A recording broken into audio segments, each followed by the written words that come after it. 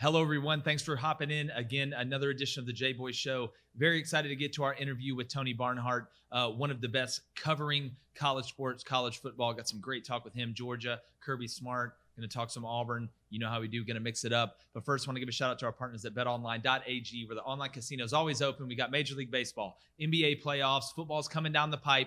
Any sport, they're going to have numbers on it, whether you play the over-unders, team props, player props, parlays, straight ups, however you get down, head over to betonline.ag today and tell them that Jboy sent you. And my take today before we get to the interview is this, and there's a lot of talk about Georgia, obviously, with what they've added through the portal, them getting over the hump, no pun intended, and winning the national championship, one they haven't won since 1980. But there's a narrative that Kirby Smart, until he wins a national championship, is Mark Richt. And the numbers just don't suffice that. And I would say to Georgia fans, I'd be very careful. And I know you're hungry for a national championship. I get it. And you should have won one by now. I totally get it. But I would caution Georgia fans on being too quick to throw Kirby under the bus if he doesn't win it this year. And again, I understand the frustration. But it is going to happen for Kirby Smart. And the differences I see in Kirby Smart and Mark Richt, not that Mark Richt wasn't a great coach, did great things for Georgia, was successful there outside of winning the whole thing.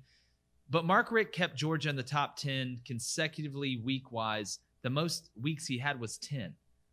For Kirby Smart, up until last year, I believe it was going in the Mississippi State game, and I've said this multiple times on the show, he had Georgia ranked in the top 10 for 45 straight weeks. We're talking about Georgia every year now as a legitimate national championship contender. In the handful and the group of teams that have made the playoff, the 5 or 6 that are really competing at the top, you look at the recruiting classes, and Mark Richt recruited well, but this is on a different level. And also, Kirby got there in 2015.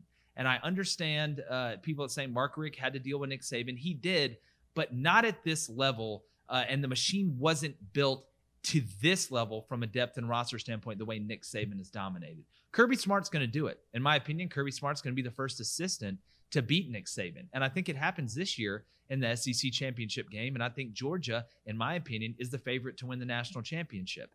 And there's going to be a ton of pressure on Kirby. There is at places like Georgia. There's chirping that if he doesn't win it this year, what are you going to do, fire him?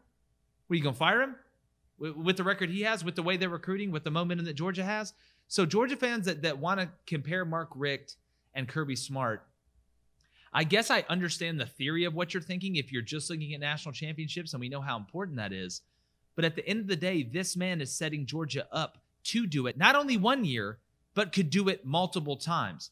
And if you get too frustrated and you get too greedy over the course of time before Nick Saban sails off into the sunset, you are going to regret it.